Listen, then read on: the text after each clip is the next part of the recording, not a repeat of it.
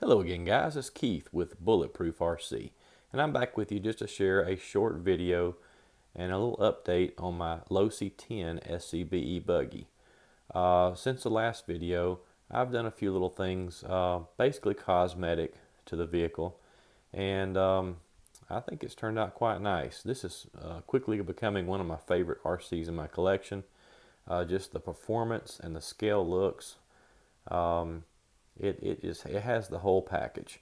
In my last video, I installed the axial light bucket kit. Check out my last video if you need part numbers or the how-to on that. But since then, I've added the axial 5 bucket light bar kit. I actually purchased this light bar to have a spare, simply because I'm using this same light bar on my Exo and on my Yeti. And I knew that one of the first things that takes damage when you roll a vehicle with this installed is the actual light bar itself. It actually is a great addition to any vehicle because it protects the vehicle. These are relatively cheap to replace, and it keeps all the scuffs and marks off your roll cage, which is a little bit more intensive to replace. So just a quick explanation of how I did this. It's quite simple actually.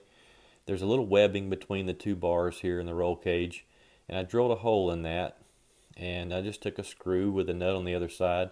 This little piece here is from my bin, and I could not identify what the part was or where it's from. Unfortunately, I've been in RC for some time, and I'm not real sure where I got this little piece of plastic. But I looked through the spare parts bag that comes with the Losi 10 SCBE, and you get this little piece here. Now this is intended for to be used as a spacer. If you upgrade your vehicle to going from the plastic front shock tower to aluminum, I guess if you use the pressed aluminum shock tower, you would use this to space out the body mount. And what I'm talking about is right here. As you can see, the body mount bolts right into this shock tower, and the plastic shock tower is quite a bit thicker than aluminum or the carbon fiber, and it's just a spacer option for you to mount that. As you can see, there's either 1 or 2 screws depending on which spacer and what type of body mount you use. But I believe that get this antenna fished through with one hand. Sorry guys, not very talented when it comes to one hand craftsmanship. I believe that this bracket could be used in place of the one I use. Now it's a little shorter of course, but I believe you could have mount that to the roll cage, and then the other screw would go into the light bucket. You just have to use a little ingenuity. As far as the other mount for the light bar, I chose, there's several different lengths of light bar mounts that you can find in the kit when you buy this light bar. And there's also several different hinges you can use. I chose this one in particular because it's seated right down in the little notches on the top. And I just drilled a hole straight down through the Lexan, put a screw, a washer, and a nut on it, and it seems to be in place quite well. In the end, it looks as though the light bar was made for the buggy, and I think it turned out quite nicely. The other thing I did for cosmetics is, I know in real life the desert buggies, they they sometimes have number plates on them, you know, for racing. And I just took a piece of Lexan that I had in my spare parts bin. A while back I bought a sheet of Lexan. You can find it at your local hobby shop, or I've actually found several pieces of just flat clear Lexan on eBay. And anyway, I had it in my parts bin, cut it out, and I used a sticker sheet that I have from AMR Racing, which you can also find on eBay. And it comes with several different stickers, white backing with their little logo on it, and also comes with several numbers.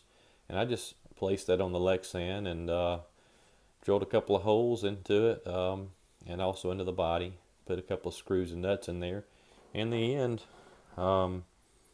it's got a number similar to an SCT, or the SCTE body, the way they mount their numbers on it. So anyway, just thought I would share that. I thought it may not be your taste, I don't know. I think it made the buggy look better with a light bar and number set. And of course,